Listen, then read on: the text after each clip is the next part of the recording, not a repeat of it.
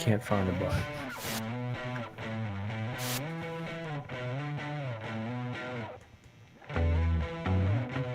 My favorite thing about the pimento chicken is the double buns. The sweaty Chick-fil-A. Dripping wet in sweat. My name is Michael, and I'm a proud Chick-fil-A customer.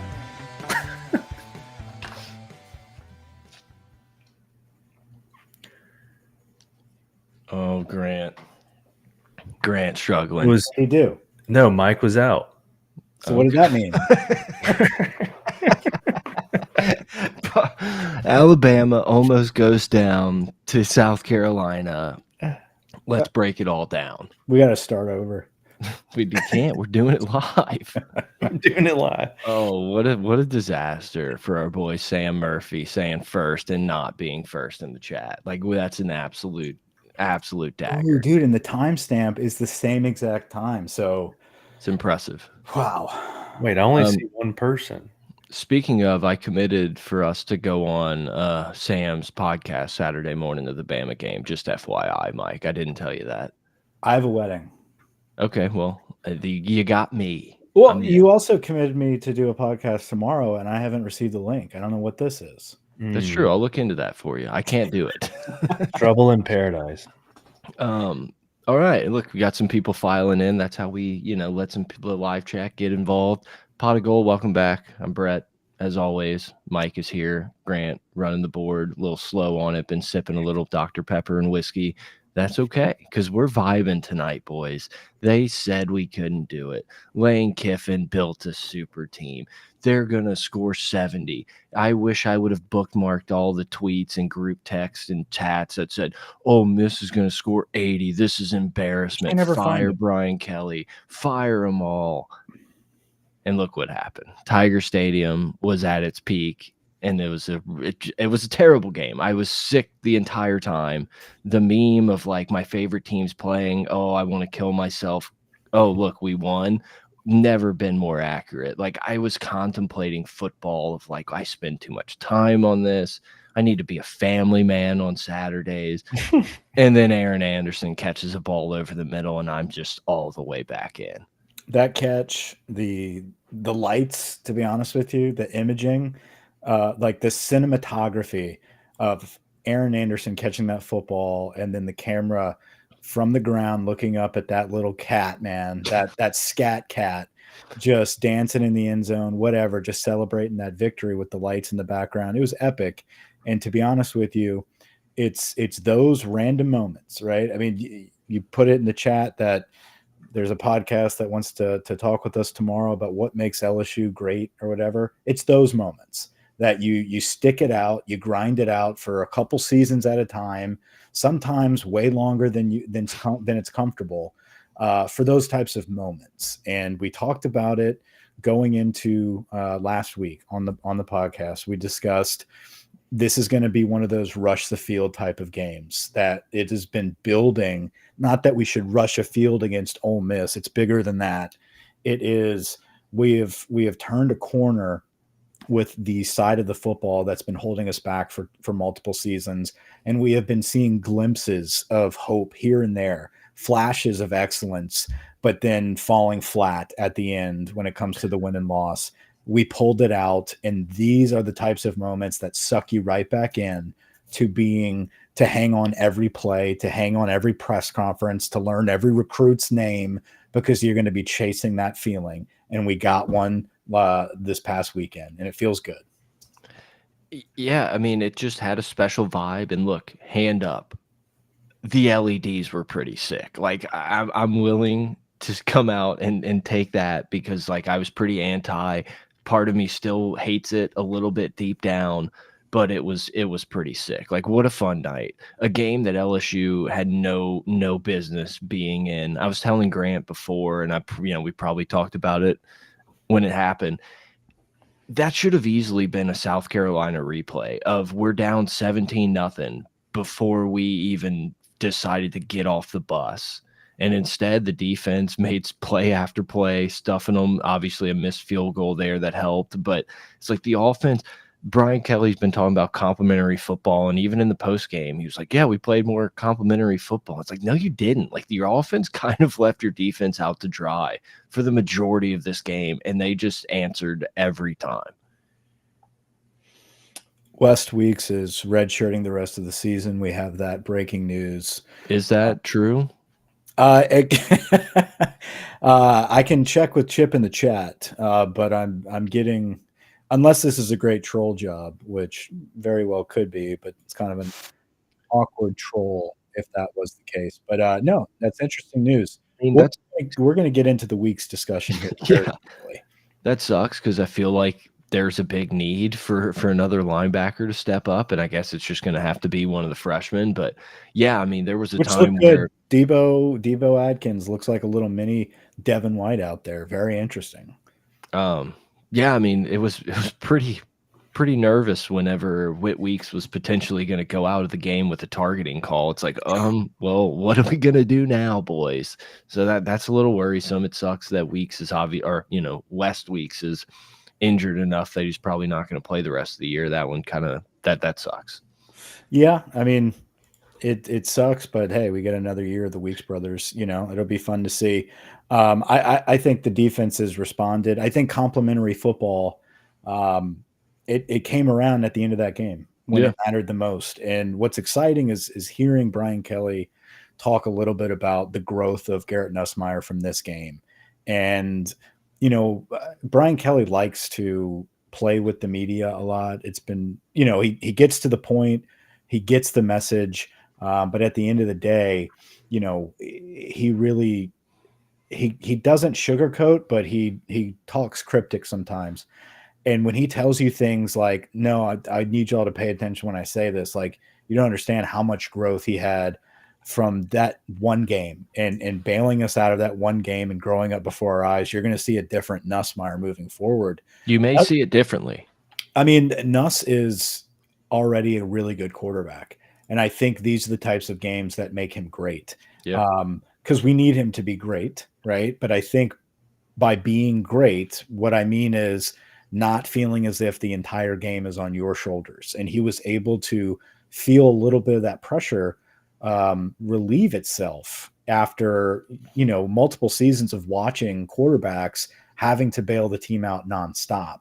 We had a defense step up. And I think that gave him an energy boost of focus. Like, you know what? I can let this rip around a little bit more. I can scoot out of the pocket and take a risk and run for the first down here. Because you know what? If I make a mistake, it's okay. It's not going to blow the game here. And we're going to get another chance to win it. And that's exactly what we did. And the guys stepped up when it mattered the most. That's what I loved about watching this football game. It wasn't just the elite plays that were made in crunch time and the big moments. It was seeing the accumulation and the compounding effect of Brian Kelly's focus on attention to details and fighting into the last play, right? And you saw those guys putting in the effort, the attention to detail. You look at the defensive line.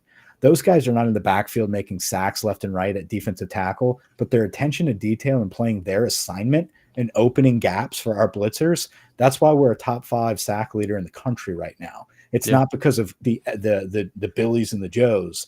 It's about the coaching and the development of these young players that are going to absolutely crush it for years to come.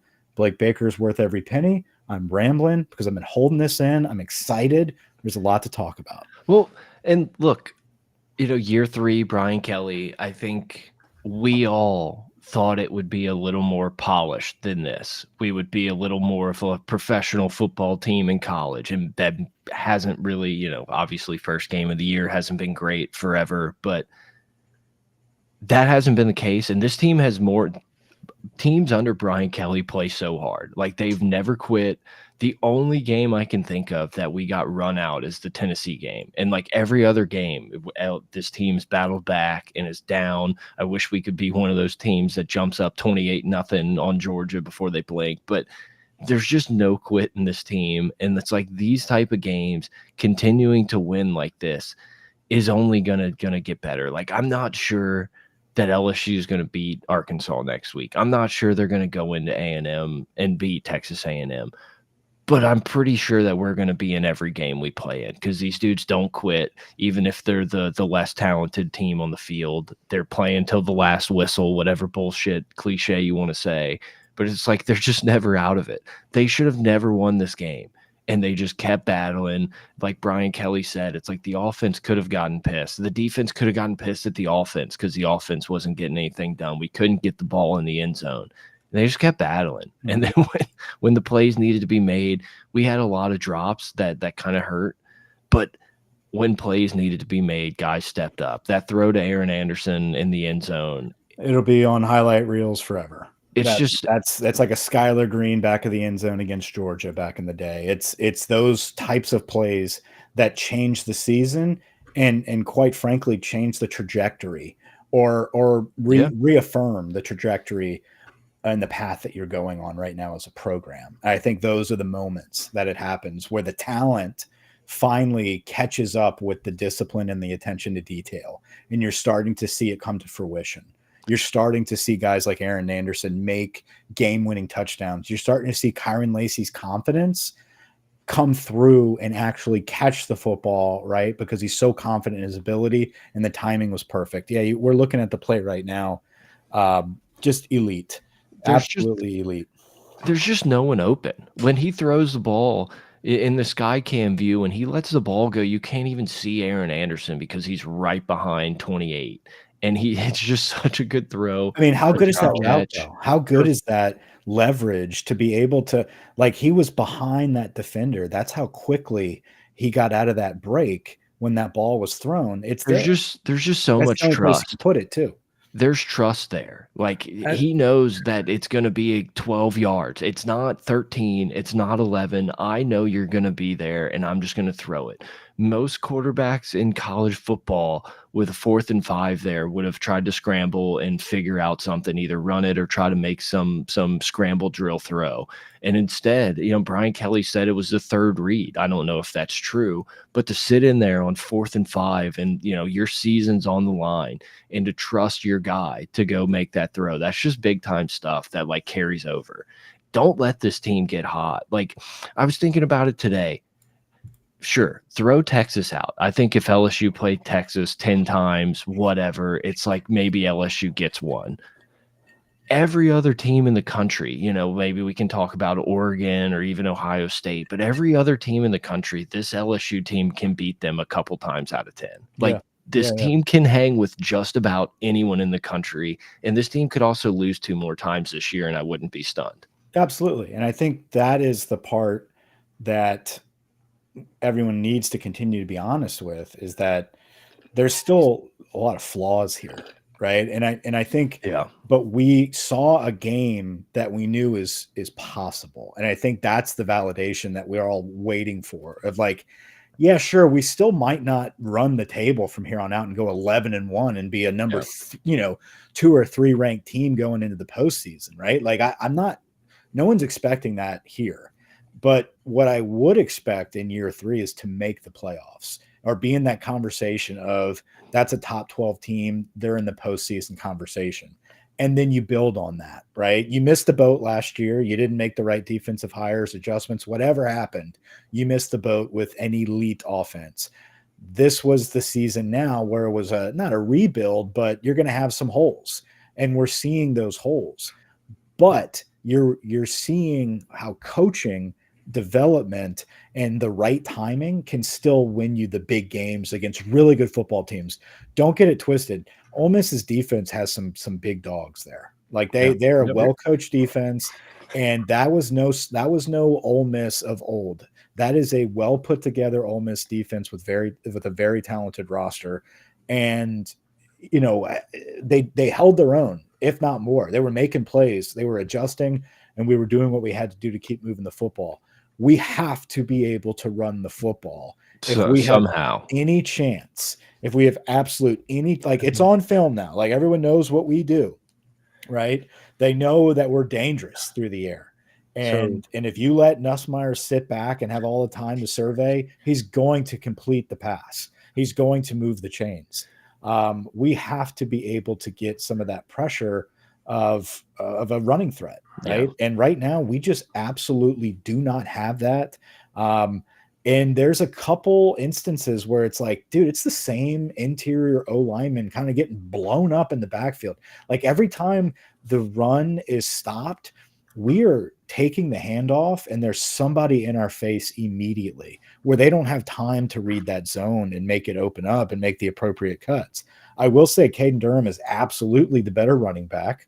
We all know that. Every time he touches the ball, even if he's hitting the backfield, he's getting positive yardage. I don't know. I'm just saying, man, you look at that swing pass out to Josh Williams, where Josh plays a great role in what he does. But the snap count, in my opinion, is a little skewed, where if you give that opportunity on that screen to a guy like Caden Durham, he might score there versus, Josh Williams, it took him an hour to get up 40 yards. Okay. It was a first down, but we're blinded by the fact that we moved the chains to not look back and be like, maybe we are opening fucking holes. We're just not putting the right running back there to exploit it. I agree. I agree. I think it's a mix of like all of the above. I definitely don't think it's a exclusive O-line. Job. No, I'm just kidding. Exclusive running back.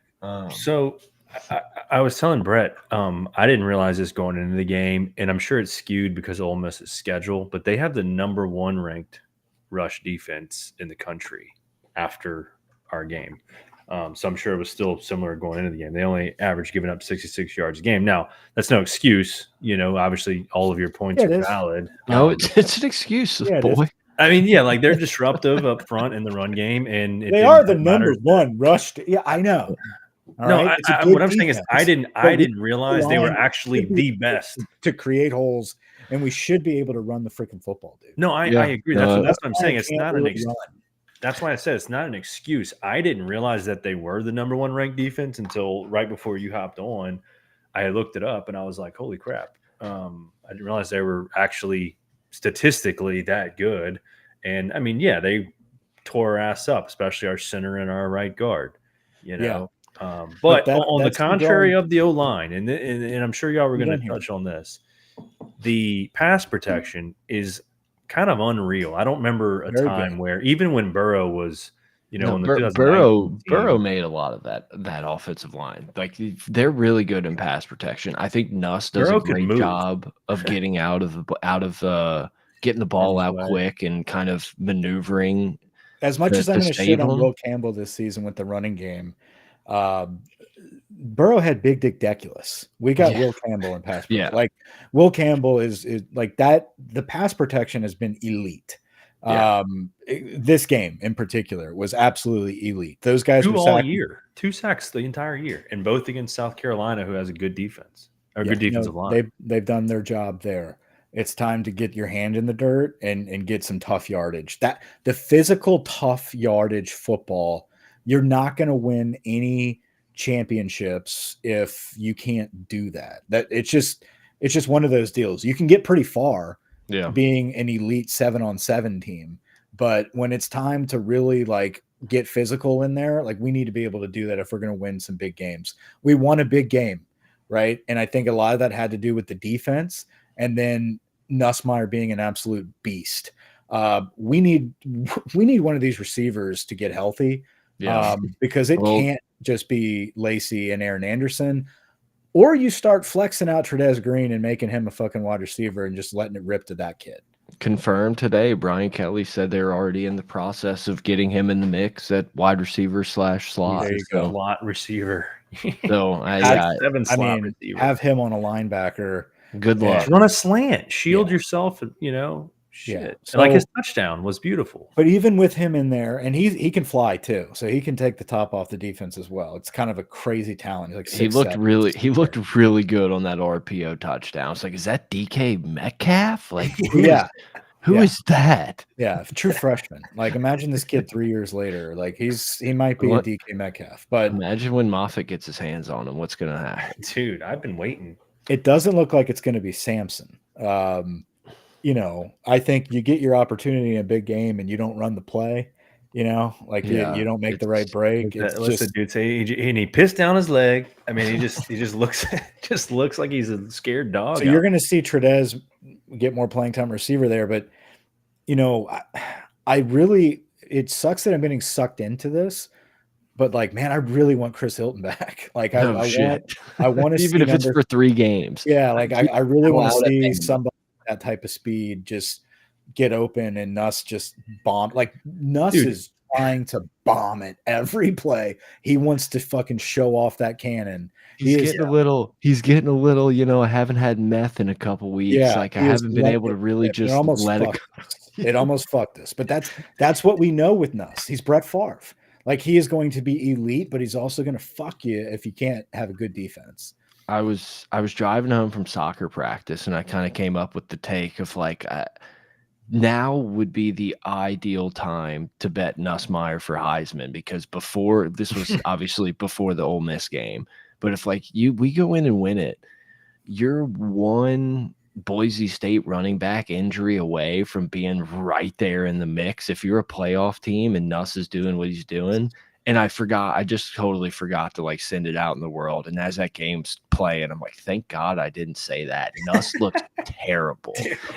And then he just big dicks it the last couple possessions. Like, dude, we got to start talking. We got to give Major Burns some credit. We're far too long into this podcast. To 8.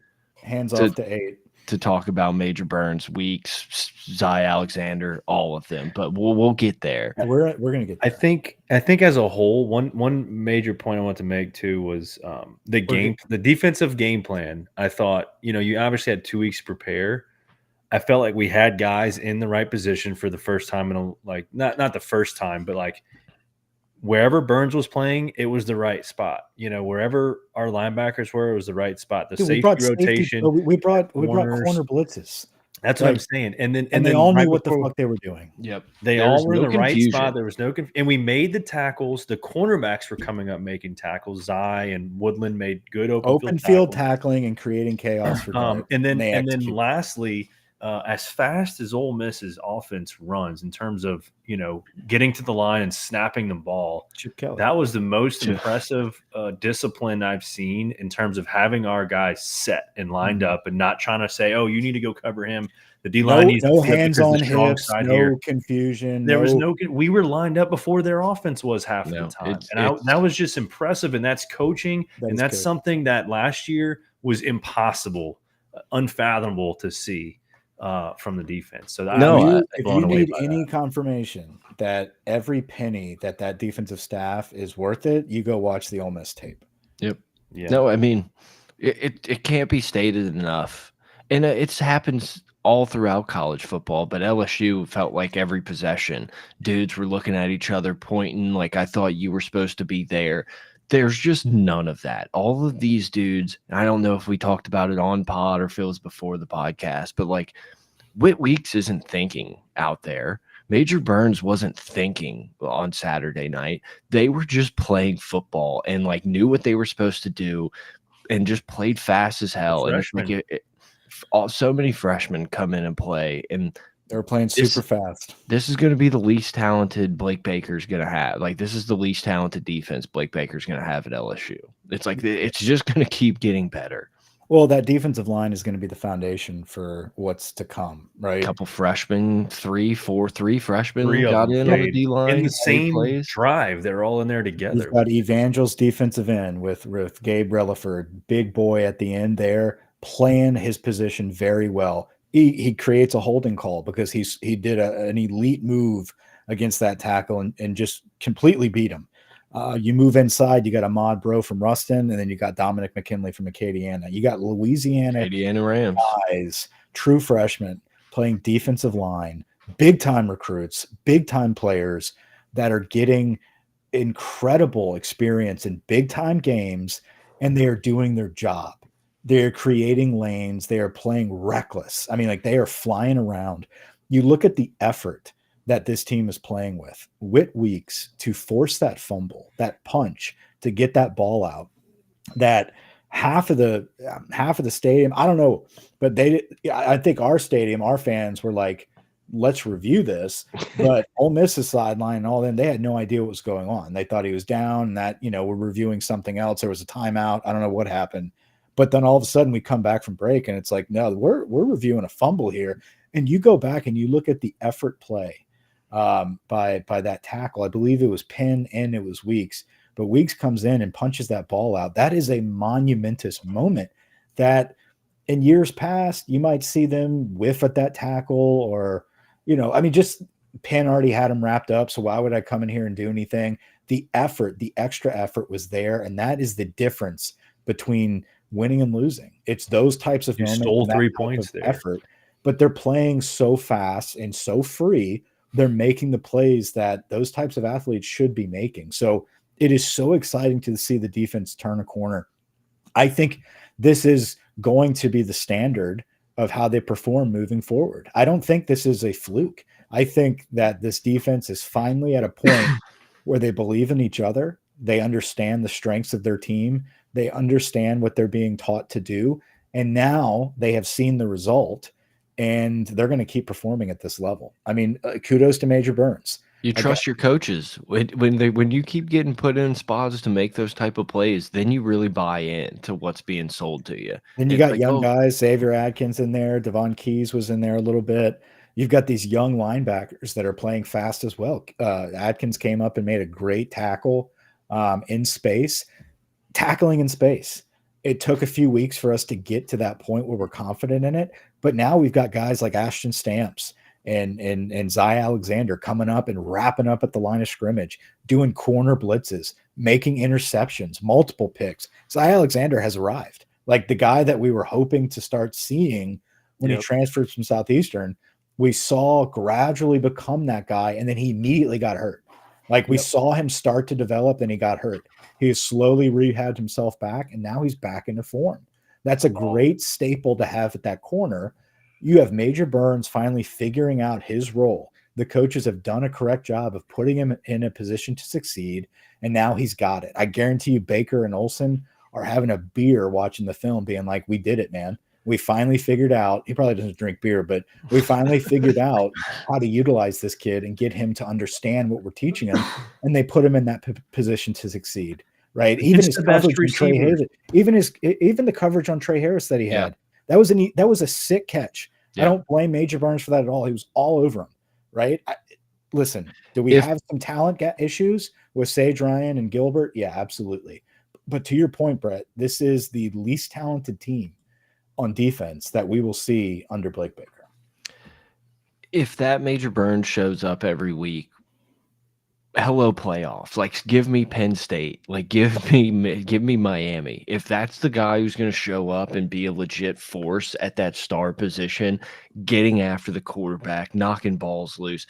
I don't know that we've ever, I mean, we can go back to the Tyrann Mathieu days. I don't know that we've ever punched as many balls out and like had forced so many turnovers or just balls on the ground. Sacks as we have this year. And it was really fun to watch a defense just get after a quarterback. We didn't sit back. You know, I know Brian Kelly mentioned in the post game, or maybe it was today, that they felt like to beat Ole Miss, they had to show them a ton of different looks and like never show them the same thing twice in a row.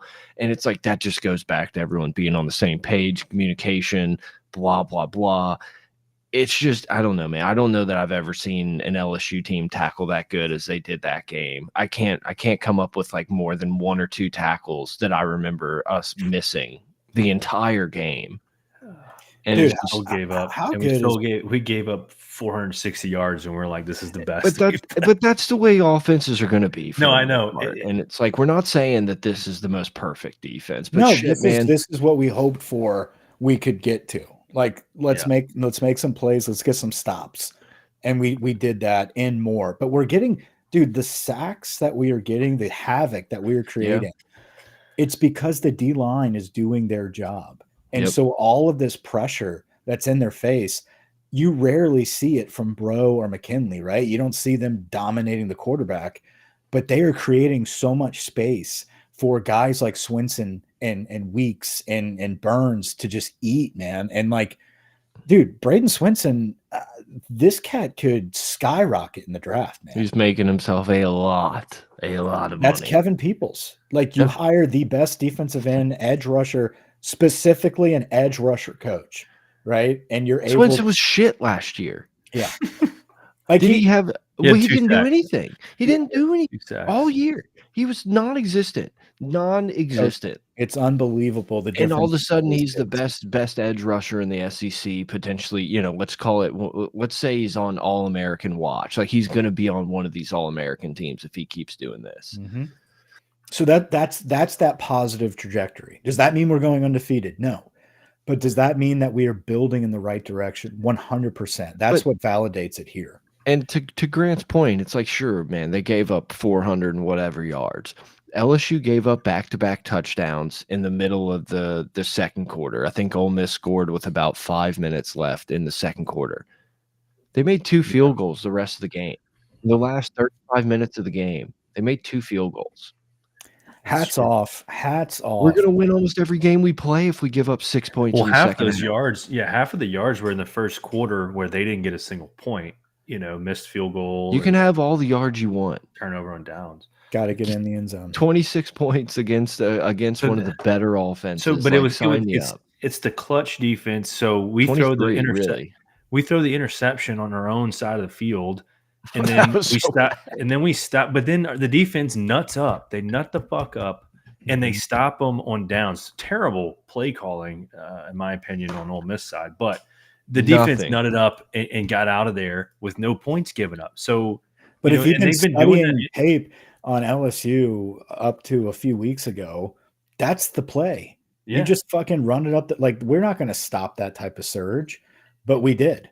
Right. Yeah. Like we're stepping up and you can't do that shit on us anymore. Like we're going to figure out a way to stop it. Even if we don't have the best D tackles in the world to push you back, we're going to create enough havoc by doing assignment driven football and executing it. And guys like Swinson are going to come free and he's going to make the play. Hats off to the crowd.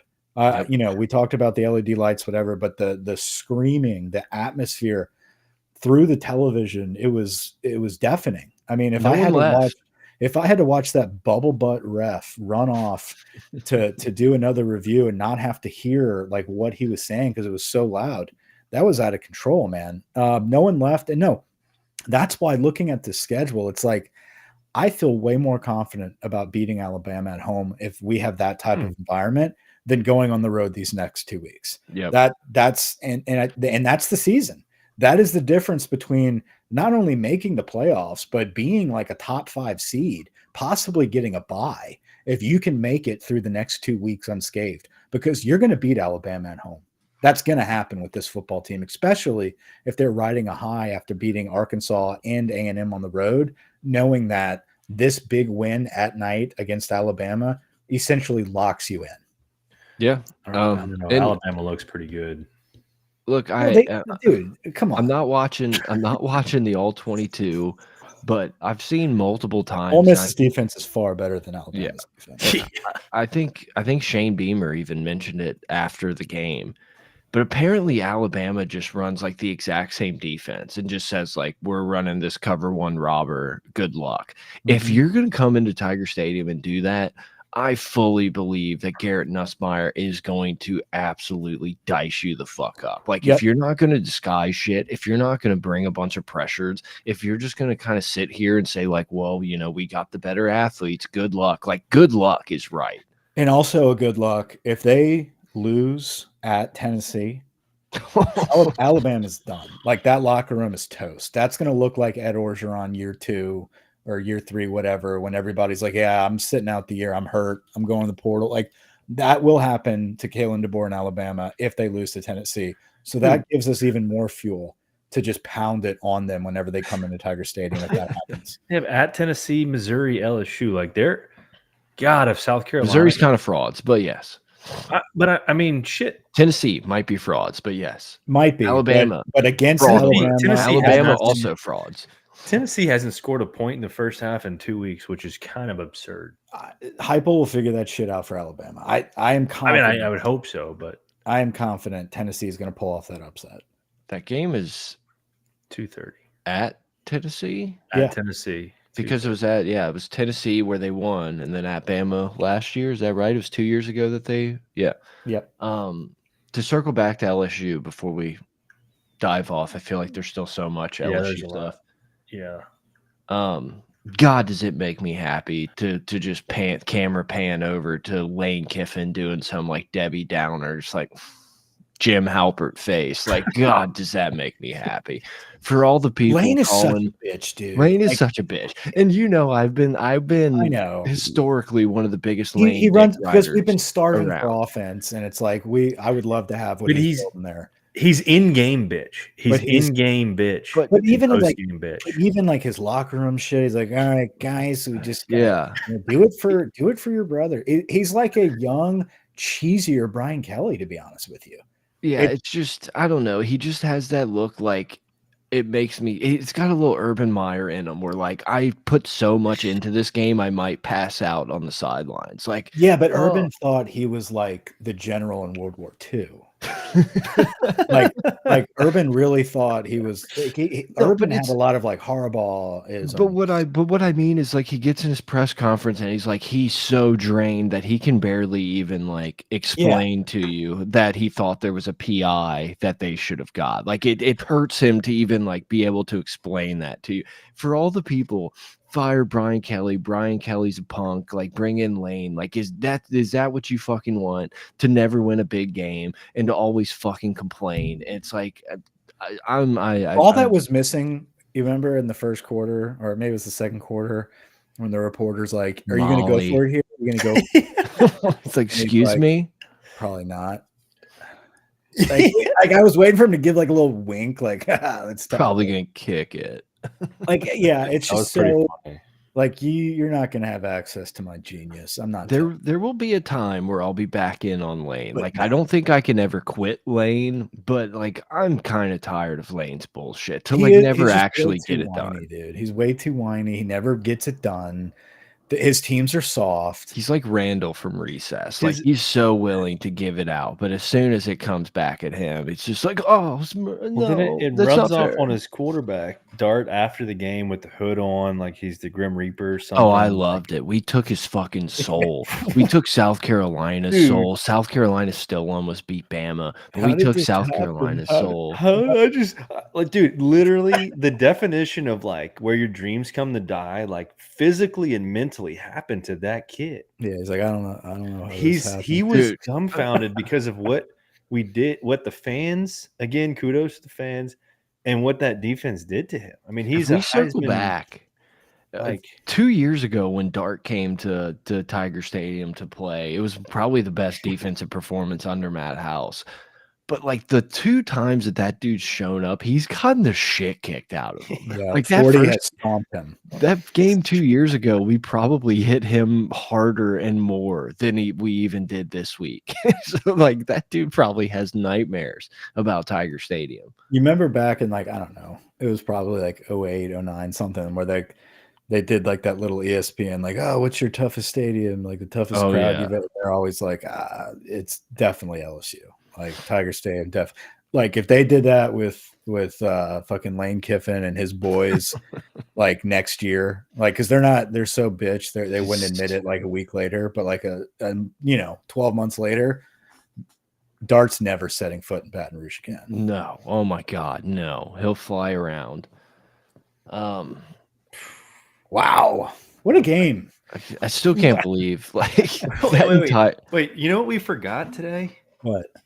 Happy Columbus Day. Not to be confused. Is it today? It's a different day entirely. Oh, wow.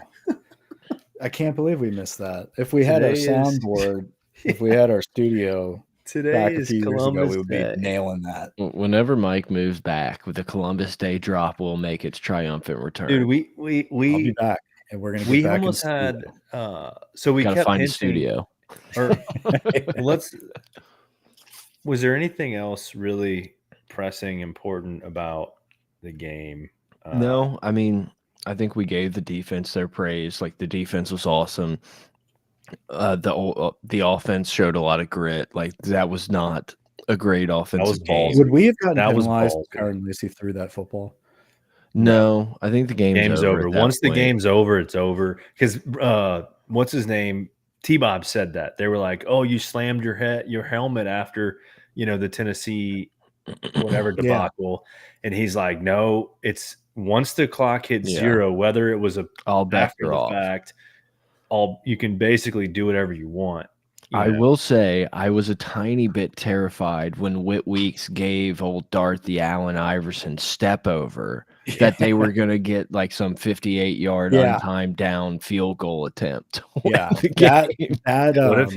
That was very much the discretion of the ref. Someone wanted to pull that trigger. Like there was a ref that was like, well, even the offensive they already lineman, let him off. Let him off the hook on the targeting. I mean, that put them in a bind too. Mainly because he was in their ear watching the replay with him, and he was probably like, "Sir, that was great." Sir, Whit Weeks was no one's ever been closer to an he was watching the review. He was in the shades. I do want to say shout out Mason Taylor. Didn't get a ball thrown to him for what felt like 3.5 quarters and came up with 2 of the 4 or 5 biggest plays of the game. He's due for one of those games that it's like, oh yeah, I forgot about him. I kind of thought he was going to have a bajillion receptions to this game, and it was going to be like 15 for 89. He was like, I'm run further. Thank God Mason Taylor put his elbow down, because if we would have given Ole Miss the ball back with 1:30, I would have been so sad. Yeah. I was terrified when he scored. I was like, oh, fuck. What a great play, first off. But damn, now we got to go suck it up again. I never thought he was alive. I knew he was down the whole, like I saw his elbow go down. I thought it was close. I knew they called it down. Like immediately I saw that ref fucking booking it in. Like he was hammering that whistle. It was so loud in there. The one that always threw his hat all night. The young one. That dude was tooting that whistle, but I kind of thought he hand planted and like made it. But I was very happy when that elbow was down. It's just like, we're so fucked if we give them 2 minutes. Like I know the defense has played great, but you just can't keep. Shout out to them. I thought at some point the defense was going to crack. I kept saying like you can't keep relying on your defense. Like at some point Ole Miss is going to get it. Sam says if we're playing Bama, Whit is absolutely ejected. That's fact.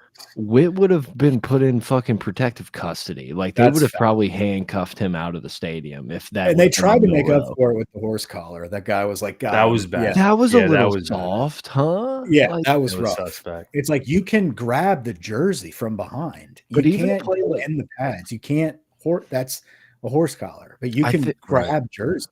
I think they got a field goal on that, but that was one of those where I think we got 2 penalties back to back. It was like, son of a bitch, man. Like this is going to be where like Ole Miss opens it up. We can't get anything going. And I think they held them to a field goal. I don't remember which drive that was. May have been the interception. Strength, dude. That's just Weeks being like, come here, bitch. Like, yeah. You know, like that's not a cheap, like I'm gonna take his break his neck by being in his shoulder pads. Like you got to have some discretion as a ref. And so, I think him stepping over, Dart at the end of the game there, I think they're like, all right, like let's go to overtime because this is getting out of hand. Who's wit of the week type of situation. When we got the ball, go ahead. Did you think they were going to go for it? Because I thought we were going to go for 2.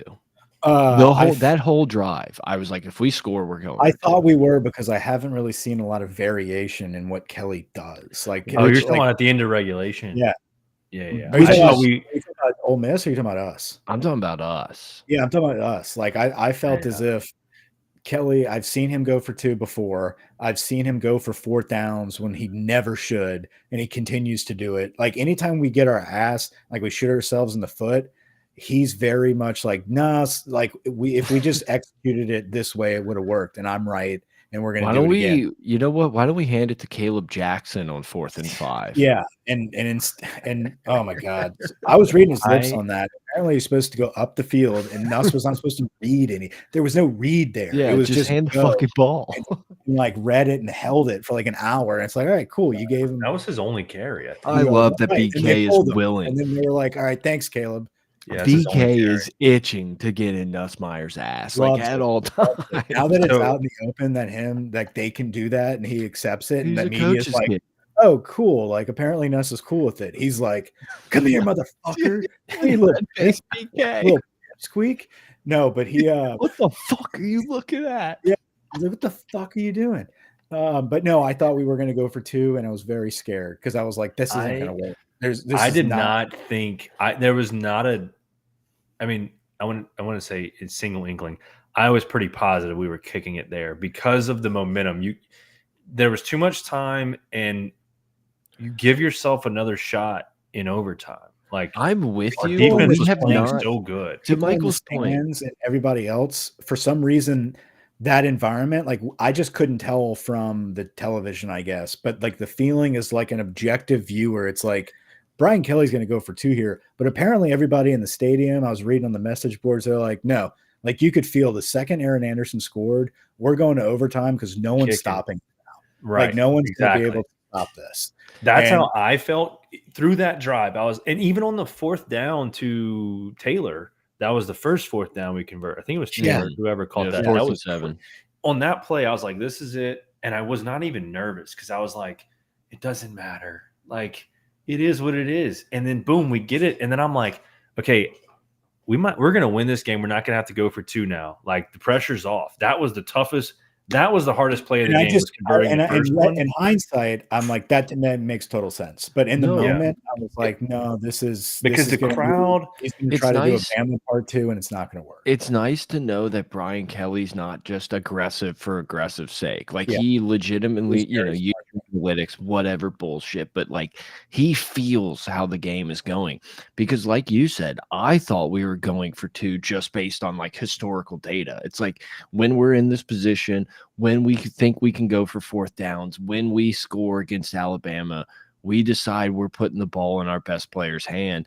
But like also that goes into like, well, fuck, man, we actually have a defense with a pulse. Like I'm not completely terrified to put my defense on the field. But like I thought for sure we were going for it, even though I was like hoping for overtime. Like I think the right thing was done. I like that about Kelly though in the game. And he knows this now with so many games under him are just like down to the final minute. It seems like every game, but he gets so involved in that last drive. Like he's he's clock management, getting a feel for the environment, getting a pulse. Like he gets into that shit. Remember year 1 when we played Florida, like all week he had LSU singing that song, back down. He's really big about like the psychology and he's got a good feel for it at the end of the games. And I think that's when he starts coming alive. And I think it's kind of a reflection of the team. They start slow and then like they kind of just get into it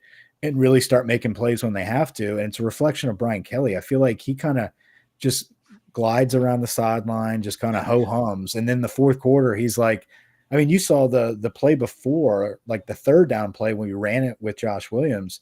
They were checking out of something, and he jumped in, and he's like, "No, run it." Like he's like, "No, like we're running this play." Like he's involved with overriding shit. We run the ball in the biggest 3rd and long moments. I love it. I love it. Yeah, Josh Williams aside. I love it. That is like the Chip Kelly 101. Like we pass the ball. As soon as you think there's 0 chance we're going to run it because it's 3rd and 12, we're picking up 15 on the ground. Like nothing makes me happier than a second and 10 run is the worst play in football. 3rd and 10 run, I think, is my favorite play in football.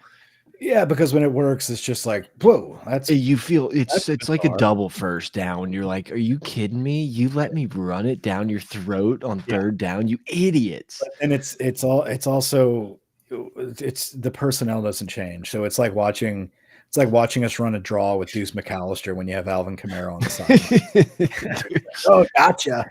Look, I know everyone wants to shit on Kelly for like not deferring. There is a part of me that really likes when you say like, you know what, fuck it. I want the ball. We're going to go down and score. There is a part of me that likes it. You just can't punt 49 seconds later. Like you just can't. Like if you're going to big nut it, you better have a scripted series of like, this works 1,000% of the time. Like drives me nuts. And Kelly, that is one of his stubbornisms is like, what'd you say? He read a stat one time that like the first team that scores wins like 58% of the time. He's like, that's blackjack odds. Like sign me up. Not us. But and I think it's to his point, which he always says over and over. He's like, this is the team that I know. This is the team that I've been seeing. This is the offense that I know we can be.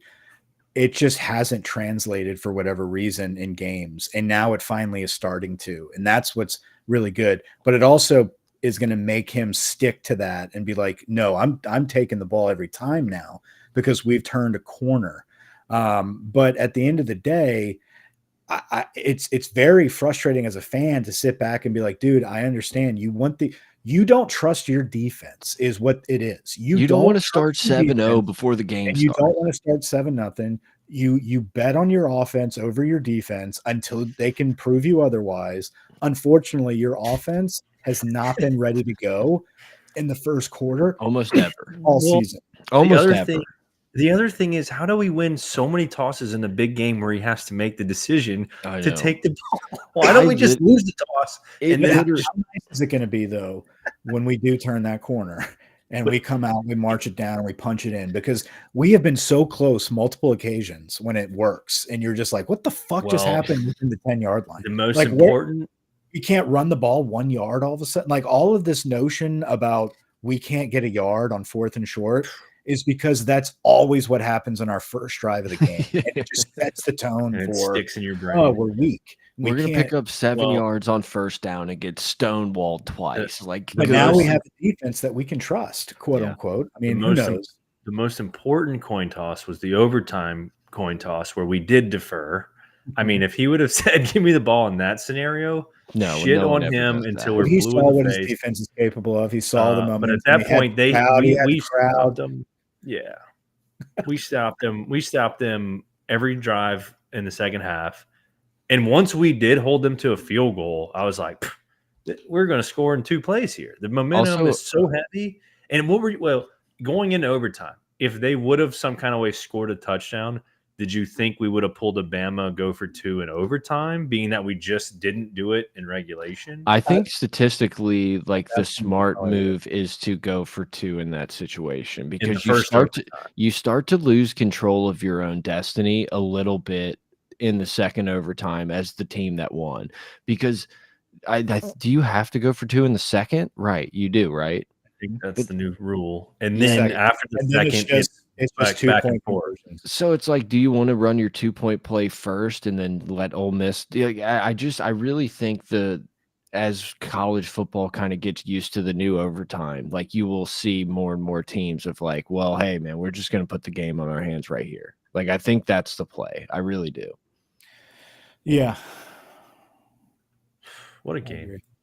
Great game. A play that will be forgotten and totally irrelevant because I think there was the holding call, but the first play of overtime where they get their running back out and Whit Weeks just tracks him fucking down and slams him right in Lane's face and then just goes at it with Lane.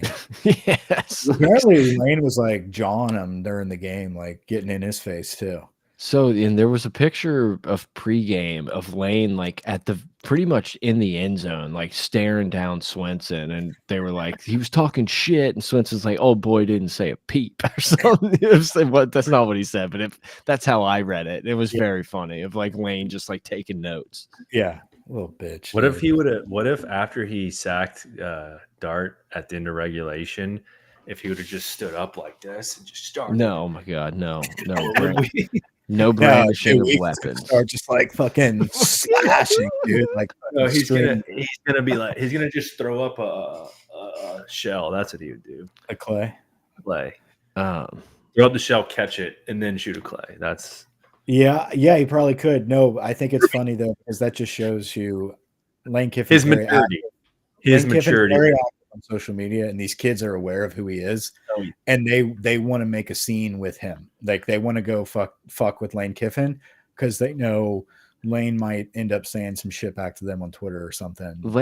Lane's also the dude who I would guarantee you gives like when Whit Weeks comes to Ole Miss to visit, be like, you're really gonna go play for Brian Kelly? Like he's one of those dudes that of, I mean, shit. He told Alshon Jeffrey he'd be pumping gas if he went to South Carolina. Like, so I don't know that Whit Weeks did a visit there.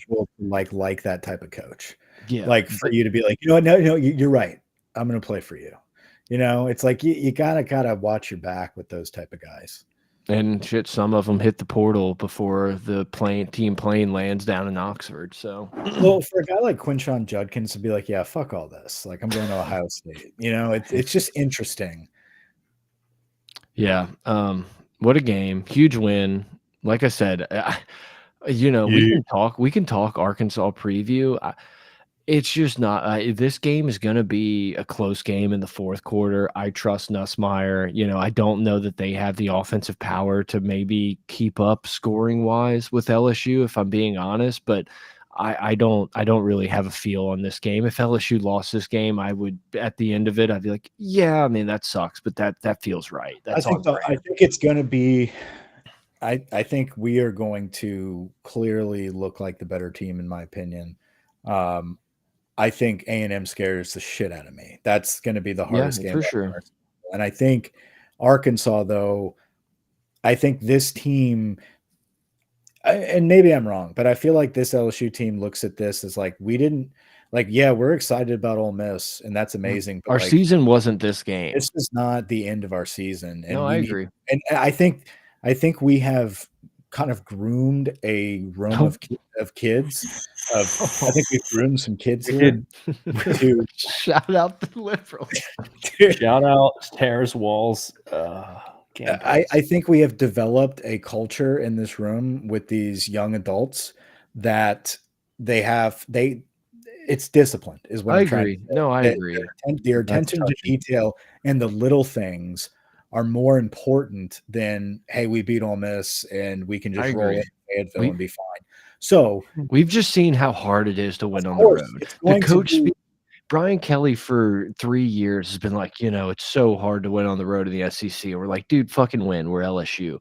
But it's true. I mean, like, fuck, game in and game out, we see across the SEC of teams like going in where you think, oh my God, it's 14-point spread. This is easy. And it's a dogfight. Like, it's just I understand. But I still think Arkansas is Arkansas. I agree. And this is the time of year where like the hype kind of stops for the pretenders. Yep. And so we're at that week. October's for pretenders. Right. Yep. We're like towards the end of October now, where we're going to start seeing these games separate. Like you're going to see these spreads kind of pull away because the teams that are in the conversation are going to be playing at another level. The teams that have 2 or 3 losses are going to start regressing, right? And so I think Arkansas could be in that position where I heard there's a possibility their quarterback might be questionable. He's got a bruised knee. He sat out the whole week during the bye week and didn't participate in anything. And he's very much a scrambler, one of those guys that you don't want to, get on the perimeter. But if he is limited to just his arm, they've got issues in the red zone their past few games. So I think our defense can step up if we see this similar style of defense. I think the defense is on a high right now. I think the offense still has some work to do with figuring out a running game. And I feel like we're going to try to experiment and test some things out. That's where we could get bit, right? I don't think that's going to happen. I think LSU should be the better quarterback. Jesus Christ. And I think Ryan in the chat makes a good point. This game almost always feels like it means more to Arkansas than it does to LSU. LSU treats this game as like, okay, we're playing an SEC game. This is like playing Auburn. This is like playing, Mississippi State. And Arkansas circles this as one of their top couple games on the schedule. I feel like we need to cover the field rushing since it kind of made its rounds again. How did we feel on the rushing of the field? I think the rushing of the field it's one of those deals where like when we were younger or like when we're in college, like we as a generation, I guess, respected it a little bit more because we grew up in a time where our forefathers. We kind of grew up in. You also kind of couldn't do that. Like there was 18 million guards in their game. Like there was when we beat Tennessee. That's what I'm saying. Like we would like something would have happened to us. Like consequences would have happened. Yeah. Where nowadays it's happened so often every year around the country that it's expected for any big victory. Well, it doesn't mean like it doesn't have to be a break of a drought. It's a big victory and it's all a show. Well, nowadays if you get slammed by a security guard, there's going to be a lawsuit. It's like you just got to. Well, and you get clout from it. Yeah, and so now it's just a thing. So I think it's awesome, to be honest with you. I think it's fun. I think it's an exciting time. If I'm going to pay to go to a game and not have to sit on my comfortable couch and watch it from my television, I deserve to be on that fucking field. I no, listen, and I see someone hop a fence and then the floodgates are going, I'm going down there. I'm going to be like, you know what? I'm taking advantage of this. I'm in. And I think that's just what happens. You get a couple of these loons, they start rushing, and then they do it. At the end of the day, what are you going to do? Wait, they're Russians down there? It's out of our control. We're pro-Ukraine, Michael. Let the kids play. Do I think I need to do a better job of like ushering people away in preparation for the team should be prepared. So what I was going to say is, as soon as the game was close, I was like, in the fourth quarter, I was like, okay, if we win this game, if we find a way to win this game, we're rushing the field. Like, I'm not saying I hope that happens, but it's inevitable. The way the crowd's acting, the amount of, it's a night game. You got wristbands, you got all these things going your way. Yeah. If the game ends and it's some crazy shit and we win, the field's being rushed. So if I'm LSU in company and I'm the administrators, I know that's about to happen. You got unruly fans at this game in a good way, but it's happening. What people need to also understand is like these kids live right now in this moment. They don't have the benefit of retrospect where they don't give a shit what we went through in college. They don't care. Right. But the point is, like, right now they're an underdog to Ole Miss, right? Like they don't think about any of the traditions or whatever. It's just right now. But I guarantee you, even with that being said, it's not as if Ole Miss football players are sitting there watching us rush the field and being like, oh, see, they never beat us. And they're excited because they beat, like, no, it's part of football nowadays. It's a big win. If anything, it makes it feel like more like shit that they got dominated yet again and they can't beat us at Tiger Stadium. And every time we beat you, we're going to fucking make it so uncomfortable for you as you walk back to that tunnel. We hate dealing with that, right? Like, I think we get so caught up in like, oh, well, what does this look like for us? Like, we're not the underdog. We're LSU. Right. Like, we are better than Ole Miss. That like Ole Miss isn't questioning that after they get beat again and we rush the field just because we rushed the field. If we win that game by 10, it's like I would be pretty embarrassed if we rushed the field. Correct. Like, I think I had the exact same take. let the boys watch. I saw that. It made me happy. My father. I think I had this exact same take after the Alabama game where it's like, okay, you did it. It should be done. Yeah. Walk off game winners, all bets are off. Like I agree. I think that's in its own category. And it's a top 10. It's not like we walked off against an unranked Ole Miss. They were ranked in the top 10 ahead of us. Right. But it's just like I hate that it's like, oh my God, we took down Ole Miss. Look at us rush the field. But I give it a pass because game-winning touchdowns, walk-off touchdowns, like all bets are off. I think walk-off TDs deserve a storming of the field. Outside of that, I'm very anti. Like we are LSU. We're one of the handful. I want more. I want, like, as an example, La Tech, we're rushing the field. No, if Texas beats Georgia next weekend, is Texas rushing the field? Probably. Yeah, maybe. I mean, I'm interested in that game because my personal opinion is that Georgia's going to beat the fuck out of Texas and everyone's going to be like, I can't believe it. Like, now my mind's blown and everyone's bad because it's like, it's just not going to be that easy. Like Texas isn't just going to walk in here and just get the #1 seed, 13-0. Like, I don't know. I just think that Georgia throws a wrench in everyone's minds by winning this game. It's very possible. I think it's a good segue into this week's slate. And do we want to talk about a few games? OU's bad. OU's bad. Like we had that game on the nose. Bad. Penn State. And Penn State showed some grit, showed some heart, Mike. I will give James Franklin credit. The team didn't quit. They came back and won. They rallied. After that game was over, I had to take a pause and say, okay, you've got my attention. Yes. Right? You had my curiosity. I'm curious now about Penn State. I don't know who they are now. I thought they really sucked. I thought they were like 20 range ranking. But again, sign me up to fucking play them in round 1 of the playoffs. Will we win? I have no idea, but I like our chances. We win at least 4 out of the 10 times we play that game. Yeah, we would beat Penn State. The thing, we would beat USC today. Yeah. And that's what sucks, dude, is like we have gotten so much better each week because of how well we are coached and how focused this team is. And honestly, dude, a little bit of that fucking slip up week 1 maybe helped us. Maybe realize like for sure. Really need to fucking put the work in every week, or our season's done now. It's not a guarantee that this team battles back and wins that game if they were undefeated. Like there's just no guarantee of number 6 versus number 9. Yeah. Maybe Ole Miss is the team that has the chip on their shoulder in that game and they pull out the win and this is our, reset. We got to figure we're not as good as we thought type of game. We're in a good position now, man. And I think everything's out in front of us. Is it going to be difficult? Hell yeah. Absolutely. It's going to be very difficult, but I think we're one of those teams like Penn State, like Notre Dame, like Clemson.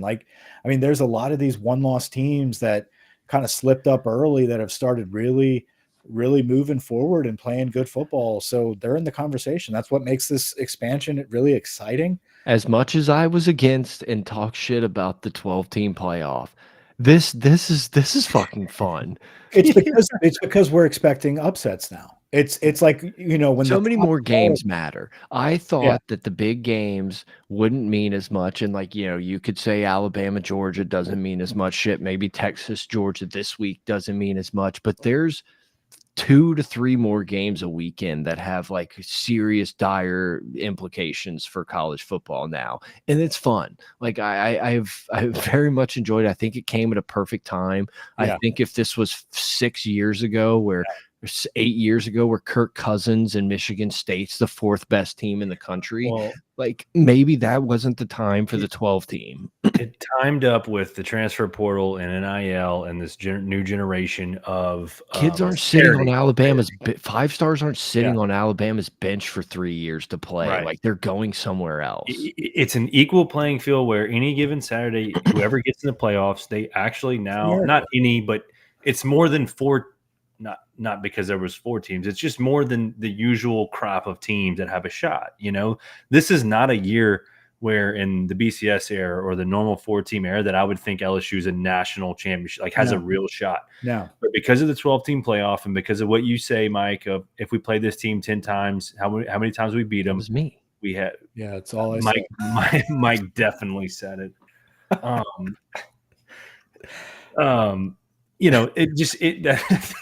That's what it comes down to, though.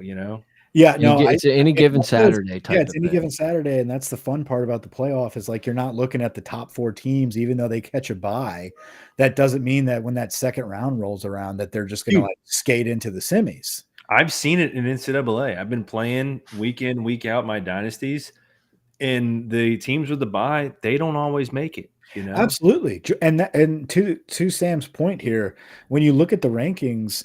Next week, you're going to have quite a few teams that are going to have 2 losses that a couple weeks ago we were talking about as having a bye in the playoffs. Tennessee and Alabama are about to get bounced. One of them is about to just say goodbye to the season. Pretty much.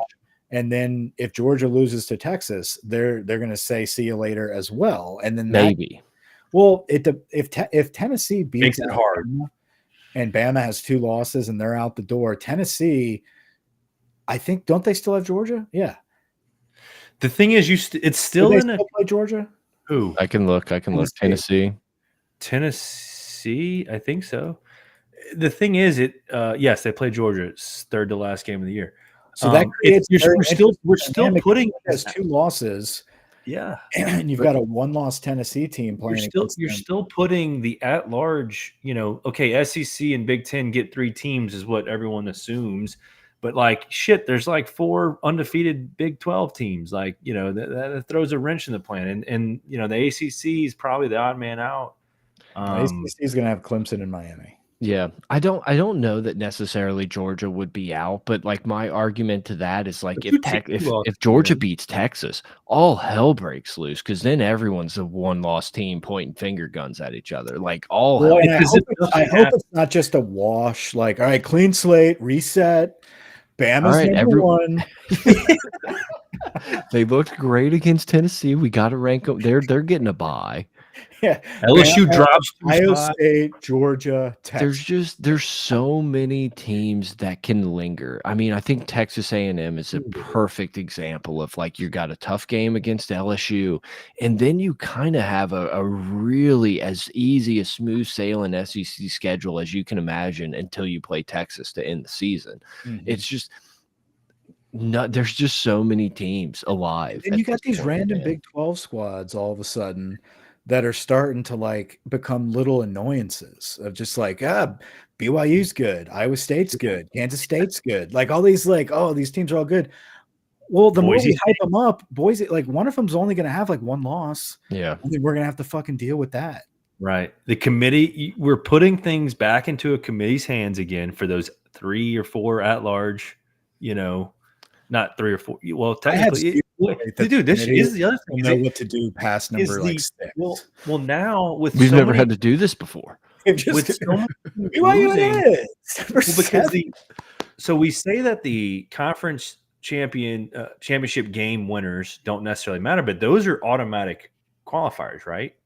The winners of the Power Four. Yeah, but you're probably going to have teams that lose that game that get That's booted. my point. So that's what I'm getting to. So it goes back to like where the NCAA basketball and college baseball tournaments go, where they're like, God, the number 1 teams in those conferences need to win these championship games, or that steals another spot. Yeah, it steals another spot. Yeah. Yeah, and to Jared's point, if Bama, we need Bama to beat Tennessee, and then we beat Bama. Yes, you're right, because that would be 2 losses there for each. Or of those it makes our case better. It makes it makes our tiebreaker. It makes our resume look. This is the team that gets in. Like that's a no-brainer at that point. You got to take just on the road against Arkansas and A&M. That's the scary part. I will just say that I will still be rooting against Alabama. Like I'm rooting for the Bama demise. There's no shot I could ever cheer.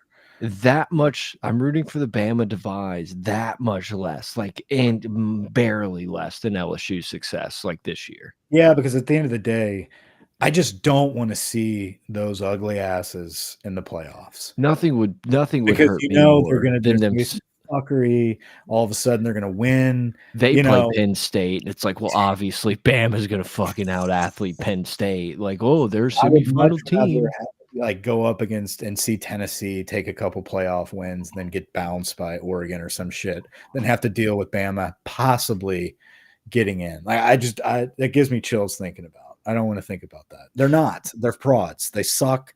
Jalen Milroe, you can tell in his body language, he's like, this fucking team sucks, and I wish I was part of Saban's true era. Like you could see it written on their face that they're just like, we're those fucking leftovers. We're the leftovers. And we're not really making it happen here. There's a part of me that's very sad that Graham Mertz is out for the season, because playing DJ Lagway is going to be one of those like, oh, this dude could just make some plays. No, not right now. I hope not. Not right now. He's got a good arm, but that O-line looks as if they can't stop It's not great, but anybody in his face, he's just ripping picks. They gave Tennessee all they could ask for. Did we learn any? What were you about to say, Brett? I was going to kind of go into the Oregon game, but go ahead. Yeah, I was just about to. Well, that was where I was going. Did we learn anything from that game? First off, I didn't get to really pay attention to it. Second off, it was exactly by 1 point. Yeah, it was a 1 point win in overtime. It's still a very good football team. Yeah, it doesn't matter. That's a game where the playoffs don't matter to either one of those teams because it was anyone's game. It was a 1 point game, like the whole fucking game. But also like Ole Miss and like some like LSU and these other teams, they hadn't slipped up before, so that is unbeaten. If both those teams had one loss, like obviously that's a different feeling for it. But yeah, I didn't get to watch much of it. That game went pretty much, I think, how we talked about. Like it would seem like you should just take Ohio State, but Oregon's got a little some magic to them. I wish that game would have been at a different time so we could have watched it. I just don't really have a take. It was nice to see a slide and people be mad, like, oh, I can't believe the time ran out. Like that made me happy. Also, Oregon just on a kickoff, kicking it as hard as they fucking could at the guy like 15 yards off the line. That was cool to see. Dude, the onside kick that we saw South Carolina execute was a thing of beauty. It was up there with an Aaron Anderson catch. Like it was just so perfect. I was so demoralized, like refreshing Twitter about like how Bama like eked out, like they should have lost this game. Which that pass on the 2-point conversion was fucking hilarious. Everyone fired off their tweets like the games. I mean, I get it, but like I was like, wait, am I that far behind in this game? Like an onside kick is not impossible. No, I thought it was over. That was crazy. And then it happened, dude. I literally the pass. Yeah. So Sellers, like that. Oh, dude, that is out of control. Like you want to talk about absolutely shit in the bed when you had a chance to take him down a second week in a row. I know. Dude, the first quarter, he missed a guy. You know how Trey Harris was wide open? Yeah. Against us? There was a guy even more wide open. No, I was watching. Dude, I'm telling you, this is the Les Miles shit. Like when I'm watching Bama football now, I'm just like, I've seen this. Yes. I know what's going to happen here, and we're going to win. We're going to pull this up. Like we're about to get sniped by somebody very soon again. And people are going to start pointing fingers, and we're still going to just ride on talent. And that's gonna squeak out some victories. But no, throw 2019, throw 2019 out. This is as confident as I've ever been playing Alabama. Yeah. Like them coming into that environment, like sure, Alabama could win. Like we may not have an answer for Ryan Williams. We may not have an answer for the speed of Milroe, whatever. They like obviously Alabama could win that game, but coming into that environment that we just had, I mean, there's no home games. So we got 3 weeks until Tiger Stadium has to wake up again. And like, it's going to be there.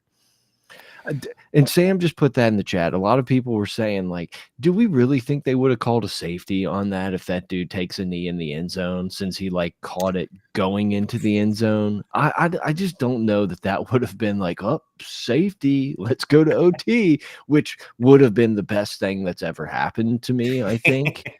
Like, if that would have been the call, I just don't know that would have been the call. I just don't. No, I think we're wishing that would have happened. Like we wanted that to happen. I was like, Nick Saban would never let someone. You know what I wanted to happen? I wanted them to just throw a normal out route and complete a pass and at least attempt a field goal. That's what I wanted. The dude was wide open. The dude that like stopped, 2 guys went on post and 1 dude stopped like 10 yards. He was wide open. Like they could have had a field goal chance at that game. Whatever. It doesn't matter. Like this is the most beatable Bama team. You said it. There's just so much Les Miles in Kalen DeBoer. You can go up 28-0 and like it's just not fucking over. Like it's just not. No, he's so in for hell, man. And I kind of feel bad for the guy. I started to catch I know it's fun to say, but at the end of the day, I'm just like, man, this isn't your fault, bro. But like, you took that money. You were like, hey, I'm taking that job. I'm gonna take the briefcase. I'm gonna be this legendary Bama coach, all guy. But at the end of the day, man, this is years of pent up frustration from every rival in the country, waiting for Nick Saban to leave. And it didn't matter who walked through that door. The second you start losing, you're dead. You're dead meat. Especially if it's Vanderbilt in South Carolina who we're struggling with. Yeah, and he's just gutted, man. Like it's just, it's just a nice guy. And he's just looking around and he's just like, fuck.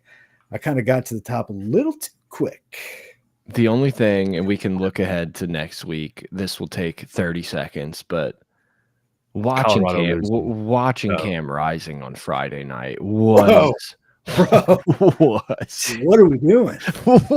He's coming back. No, he's coming back.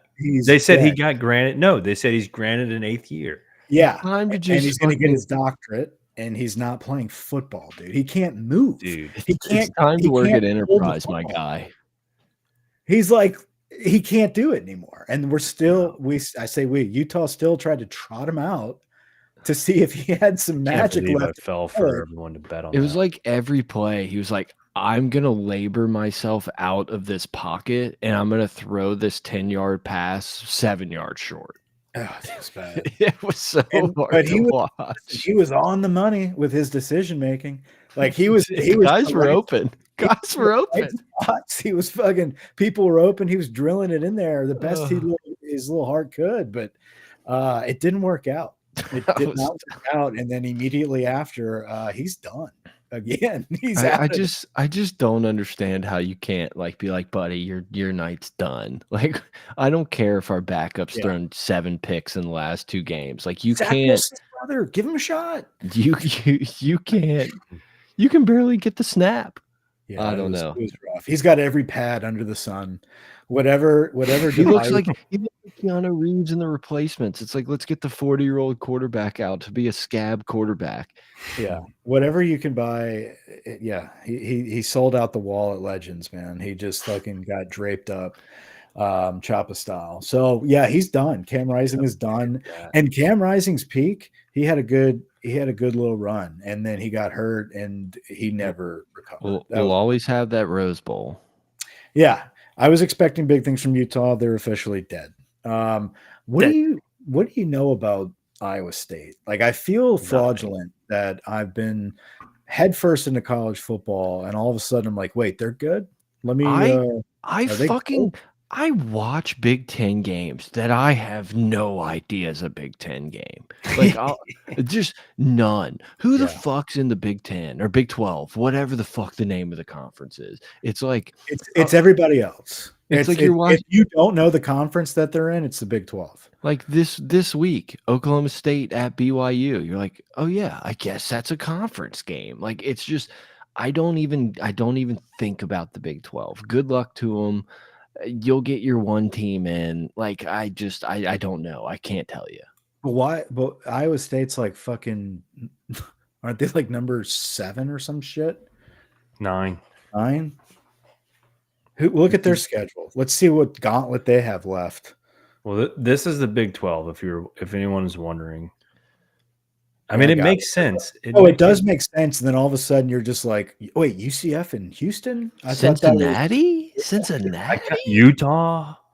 I mean, it's like Cincinnati, Texas Tech being a conference game. Does that make any sense? No.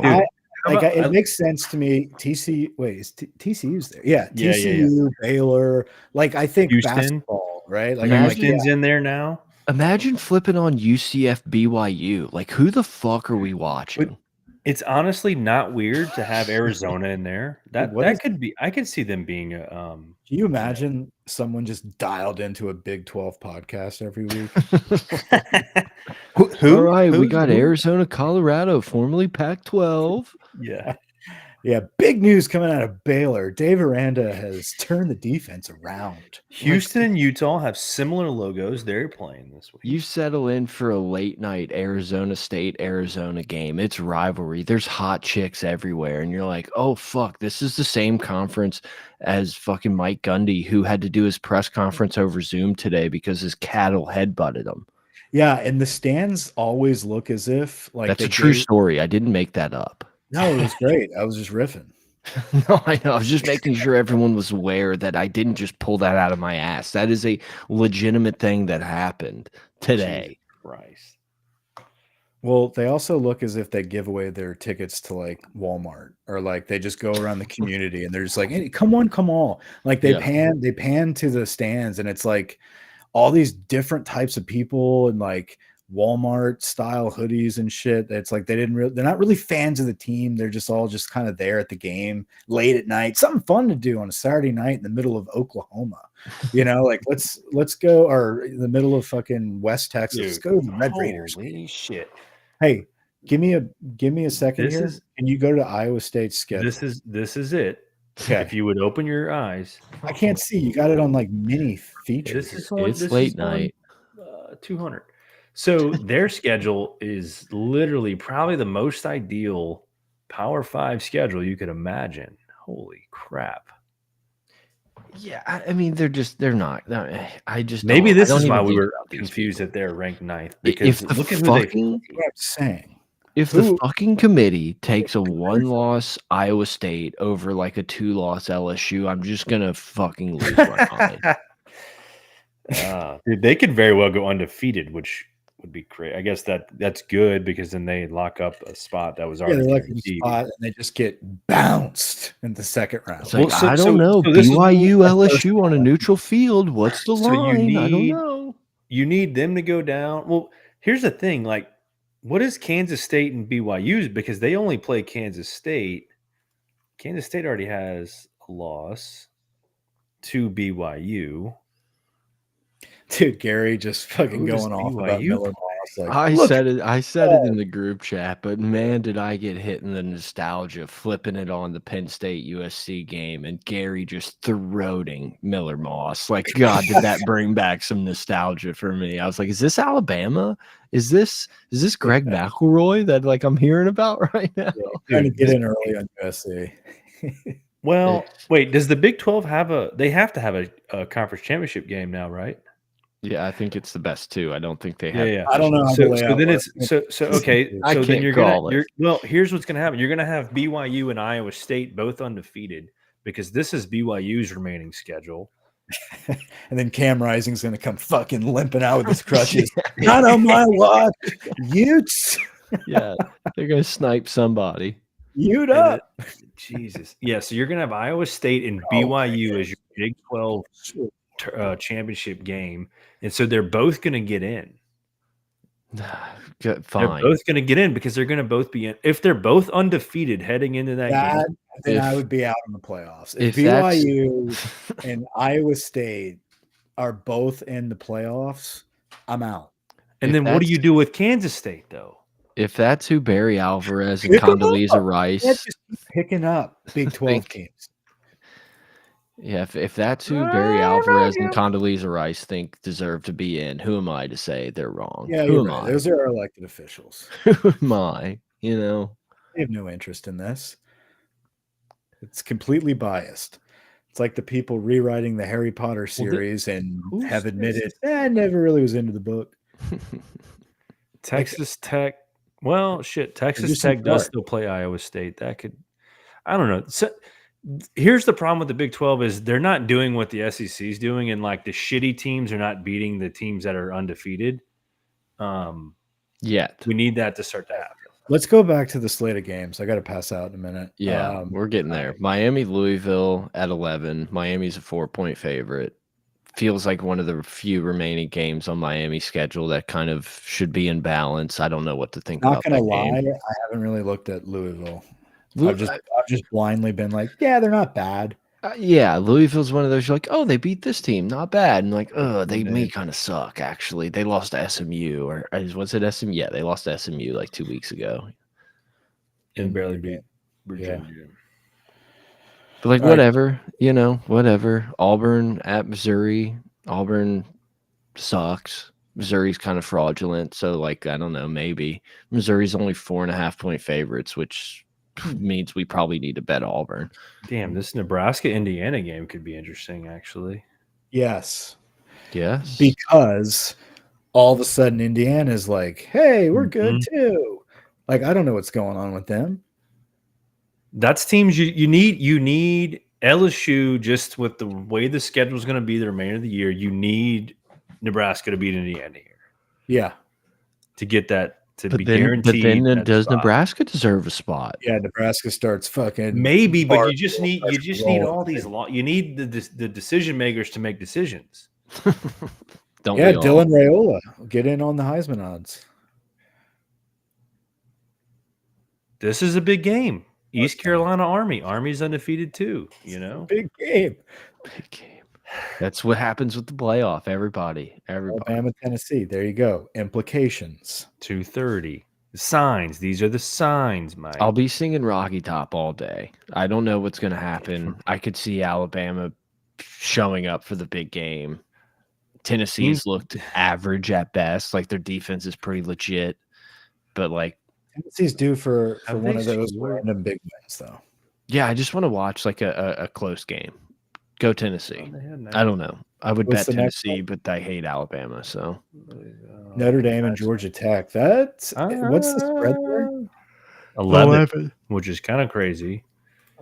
So, Georgia Tech leads the country in the least amount of sacks allowed right before LSU. They've only had Haynes King's been sacked once. Do they throw the football? Yeah. Yeah. Dude, now they don't run the triple option anymore. He's got 1,500 yards, Michael. He's only been sacked once. Yeah, no, that's cool. I think that's a closer game than people think. I'd take the points there. Louisville and Syracuse. I'm just not a believer in Notre Dame right now, even though they played well last week. They did. There was a point in that game where Stanford was going to go for it on like 4th down on the 50. And I was like, this game's going exactly how we talked about on the pod. And I don't know what happened. They like picked up the first. I think there might have been a penalty, but I kind of stopped watching in the quad box. And I looked back and Notre Dame had scored. So we were right there, Mike. We were right there. Yeah. And then the game just got away from them. Yeah. Yeah. They're looking a little bit better. But I mean, Georgia Tech, they've shown flashes at times. It's at Georgia Tech. We'll see. Michigan and Illinois. That's another Big one game. of those. Hey, we're going to make this a Big Ten game. Yeah, it'll be interesting. That's the CBS 2:30 game, Mike. You're gonna have Gary sucking off Michigan. I was into Illinois a couple weeks ago. I started to like read into them a little bit, and then I started betting on them and watching them, and I'm like, never. This is the same Illinois I thought I knew. And then Penn State got a hold of them, and then they beat Purdue 50-49. But yeah, and then you have LSU Arkansas, which I think is going to be a good game, and then Georgia Texas. Had they drilled down the time? Yeah, you're thinking of next week. Boy, what do you mean drill down the time? Oh, when is the kickoff for Arkansas? All right, it's 6:00. It is at night. Okay. ESPN. They didn't decide for next week. They're between like Alabama, Missouri, I think is one of the games, and then LSU, Texas A&M. I'm assuming. I guess if we lose, it could be the 2:30 game, but I'm assuming we're gonna have to go to the 6:00 game. Fuck. I think. Yeah. I don't know. Are you gonna be doing something, Mike? No, that's Friday, huh? Oh, yeah. No, I don't like. I mean, dude, that experience, the 7 overtimes, being in that environment. Yeah, I know. I feel for our boys, dude. We should only have to play night games at home. Like that should be. It's put them all as in. Much as like people say, like, oh, we're the much better environment. We absolutely are, but A&M still has a pretty ruckus crowd factor. No, and they hate LSU. So what? This is a game you would cheer. It's not going to happen. God, I would love for that to happen. This one. How about fucking Kirby Smart just like pushing Mississippi State quarterback? Like, yeah, he lost his mind for a second. Ban him for life. Ban him for life. He should be suspended. Did he apologize? Have we received an apology yet? I haven't seen shit on it. They're trying to scrub it. The media, the government's trying to scrub it. I printed it. Obviously, in the real world, like sure. They're going to arrest you for having that. You guys are all over each other. I know, but you can't do that. Like, what are we doing? Texas Georgia is going to be amazing. That's going to be a great game. I think Texas is a great team. It's entertaining to watch them play. Quinn Ewers, pretty rusty. He looks like he's been hanging out with a couple guys up in Utah lately, but he came around in the second half. He pulled away and started, distancing himself from Cam Rising, and the Arch Manning chance kind of faded. I mean, Texas looks really good, but at the same time, it's like they beat Michigan, great environment. You went in, got the W, sure, but like Michigan's not very good, and then you beat not very good. Oklahoma has just no pulse on offense. So it's like. I think Texas is the best team in the country. I wouldn't be surprised if they win this game. I just don't know that we know exactly like who Texas is, and I think I'll have a lot more respect for them if they beat Georgia than I do at this very moment. Yeah, I think Texas is the better team, and that's crazy to say. Agree, because I'm confident, in a crazy sense, in the back of my head that Georgia beats them, not just covers, but. Georgia wins outright, but then Texas still comes back and makes a deep playoff run, much like Ohio State against Oregon last week. I think it's a very similar situation. where Ohio State, gonna I matter. feel like neutral game. Couple weeks later after a couple buys in the first round of the playoffs, I take Ohio State.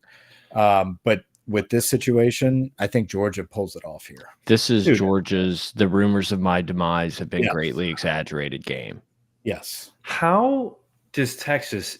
I'm just realizing this. They entered the SEC this year, and they're They got as granted easy of a schedule as you could. they get, have pretty an much. at Vandy, an at Arkansas, and an at A&M. That's their only away SEC games. That's kind of crazy. Oklahoma and I got get boned. They had to play Yeah, they Tennessee, got LSU, Alabama, Texas. wow, what a schedule lined up perfectly for the money they spent. But they also, even though they sucked this year, they had to play the defending national champions. They Yeah. did. They scheduled. No, they did, and They it was a scheduled tough that game. game. Like, respect to that. Like, I'm not hating on it, but Their like, schedule's great. No, it could have been much worse. Yes, I agree. Dude, now this one, circle this one, boys. Circle this one. Listen, I like them. I'm excited for Pavia, but like we gotta pump the brakes on every week, feeling like they're gonna just run the fucking table now. I agree. They lost to Georgia Southern. I agree, but to come off of that win and to go into Kentucky and just slap them down is at minimum hat. I like it. I love it. Hat tip, yes. Speaking of hat tips, how about beating Georgia? How beating about Cooper's? Cooper's hat tip, huh? Cooper's hat, dude. God, immediately thought of Jim Carrey like telling the old lady stuff. Landed on the moon. Old people, although dangerous behind the wheel. I mean, serve a purpose. This was dude. I didn't know what was being said on camera there because my quad box, I had something else playing on it. One of the other games, and I was just like watching him, like the camera just stayed on him, but there was no commentary. And I'm like, is anyone talking about this? But I didn't scroll over to listen. But I was like, are they making fun of this? Is this a bit, or is this just a vibe? Like, is this just something that he also is accepted there, and he's trying to like start a trend? He also looks like he's wearing fake glasses with the built-in nose on it there too. Like, that's a honker right there. Well, he got in for a couple picks during this cameo. Like the kids in front of him were like, "Can we get a picture?" He's like, "Yeah, of course." Hell yeah, I'm Cooper fucking Manning. Yeah, it's actually awesome that he would do that. I mean, apparently he's the jokester guy, so I think he's just, I'm going to wear my big hat. I don't know. Is that really his big hat? It's not. Or did he get that for this event? Maybe. Is he wear it outside of this arena? Right? Like, is this just something that like he fucks around and does like on special occasions, or was he like, you know what, he's just walking, down 6th Street, and in Austin was like, I'm gonna have some fun today. That Texas shirt in the background looks like someone who's just a really big Ford fan. Yeah. Michael? No, dude. Ford. Mustang. Michael Ford. I don't Detroit. know. Oh. I think we covered a pretty large stretch of football there. Yeah, got a lot in. And there's not many others. UCF. Oh, UCF at Iowa State? UCF benched your boy. Yeah, I'm out on UCF now. Oh, Jefferson? Yeah, he's going back to Arkansas. Hopefully we can get him in this week. Yeah, he got benched. Holy shit. Who'd they... Dude, when you sent the group me that video of Felipe Franks making a tackle for the Panthers, I thought you were sending me something about Felipe Franks like still being in college football, like he transferred again. Like I didn't read the whole thing. I just glanced, and I'm just like, wow, dude, transfer portal is fucking wild. Crazy. Like we talk about what's his name, who's the kid from Ponchatoula. The quarterback that we had, Finley. TJ Finley. Finley. Like TJ Finley's on his 20th school, all these kids dancing around. It's like, I am so bad with time now because we're getting older that you could have fooled me that Felipe Franks is still a quarterback somewhere. Felipe Franks committed to Cam Cameron. Imagine if he was still a college quarterback.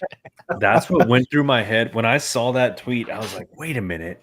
He was committed to Cam Cameron and Les Miles, and he's like got a highlight in the NFL today. Yeah, not at quarterback. But I thought he was playing at like East Carolina Technical College, and he was just like throwing his helmet off, screaming at the stands because he made a tackle. I don't know. Then I watched him like, oh, of course, he's in the NFL. Maybe the Panthers are just down that bad.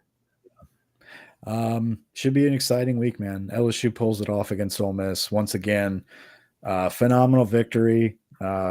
We have everything in front of us. It's going to be we're not out of this. And so this is exciting that we're, over halfway through. Right. That sucks.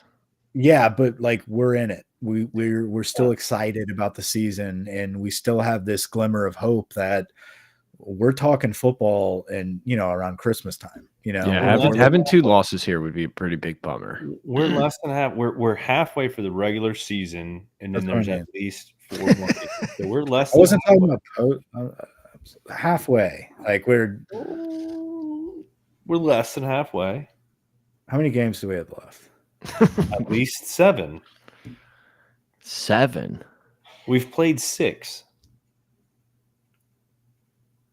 We're guaranteed 7 more games. Is that true? I'm not counting appropriately. So we played 12 games. Yeah, and a bowl game at minimum. No, see, that's not what I mean by halfway through the season. The season is I think of the 12 games. We're not playing in the fucking Tax Slayer Bowl. We're either in the playoffs or we're opting out. Which means we have an even longer season. I'm talking about the games that have consequences. We are halfway through that mark. We're halfway through the consequential games. Now we're at the point where we gotta start thinking about, like, let's grab ourselves a home playoff game. Right. We're not even in the let's squeak into the playoffs. We're halfway through. Can our fans afford almost that? Poll the fans. Can y'all afford another game in Tiger Stadium? Yeah, they can. Yeah, I think that'd be fine. I thought absolutely. I didn't know if you're asking me. No. That's why I was waiting for the audience. Anyway, we're dozing off. All right. Yeah, it's bedtime. No over and out. You're just gonna stand there and stare at everyone. You usually dive in, dude. You usually like say some shit to cut me off. Wait, so I'm just preventing the cutoff. Dude, I can't cut you off if you don't say something. This is the most amount of people we've ever had. We got to cut it off over and out.